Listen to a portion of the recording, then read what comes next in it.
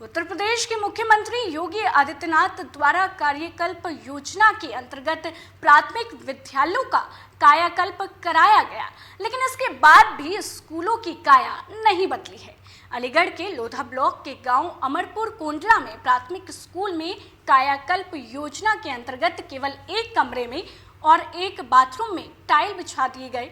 उसके अलावा बच्चों के बैठने के लिए ना तो कोई कक्षाओं का निर्माण कराया गया और जो झूले लगे हैं वो भी टूटे हुए हैं और साथ ही साथ स्कूल के अंदर गंदगी का अंबार भी है।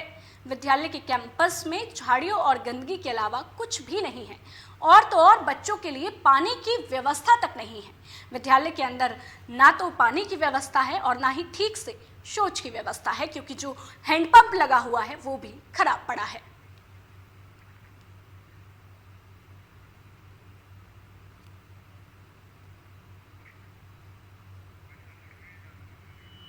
इसी खबर पर ज्यादा जानकारी के साथ हमारे संवाददाता भूपेंद्र जुड़ गए हैं। मैं आपसे जानना चाहूंगी कि योगी आदित्यनाथ द्वारा कायाकल्प योजना की धज्जियां यहां पर उड़ती हुई दिखी है, तो क्या कुछ स्कूल का हाल है, क्या व्यवस्था है, जानकारी? जी मैं आपको बता दूं कि अलीगढ़ लोधा ब्लॉक क्षेत्र के अंतर्गत गांव अमरपुर कोंडला के एक प्राइमरी स्कूल पूर्व माध्यमिक विद्यालय में, जो कि कक्षा 1 से लेकर 5वीं क्लास तक की कक्षाएं उसमें चलती है, जिसमें टोटल 71 बच्चे पढ़ने के लिए आते हैं। उसमें मात्र एक कमरा ही, जो कि कमरा 15 बाई 15 का है, जिसमें के 71 बच्चे बैठ के पढ़ाई करते हैं। उसी कमरे के अंदर रसोई का भी काम होता है और उसी कमरे के अंदर प्रिंसिपल का भी ऑफिस है।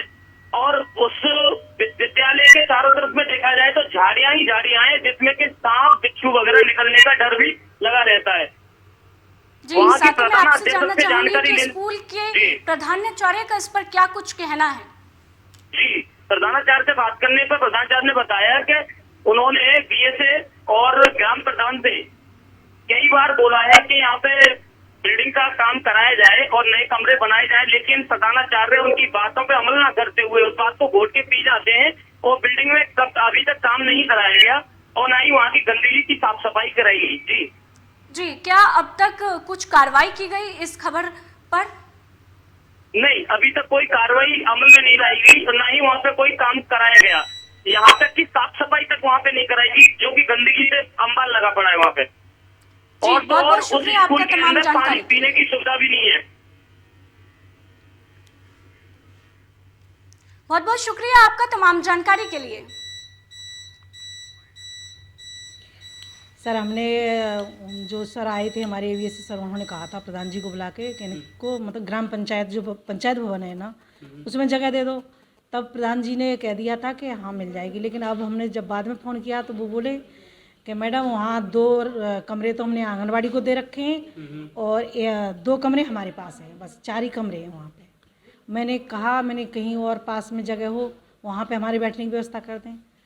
तो मैम, आपके बैठने की व्यवस्था, आपने एक कमरा है यहाँ पे जिसमें कि आपके 71 बच्चे इसी कमरे में पढ़ रहे हैं, इसके साथ साथ में आपका ये ऑफिस भी इसी कमरे में ही है। क्या आपको लगता है कि ये सही तरह से बच्चे यहाँ पे पढ़ाई कर पा रहे हैं? जी नहीं, बिल्कुल भी नहीं हो पा रही है उनकी पढ़ाई जिस तरह से होनी चाहिए उस तरह से नहीं हो पा रही है। हम खुद चाहते हैं कि बच्चे अलग अलग कमरे में बैठें, उनके बैठने की व्यवस्था अच्छी हो,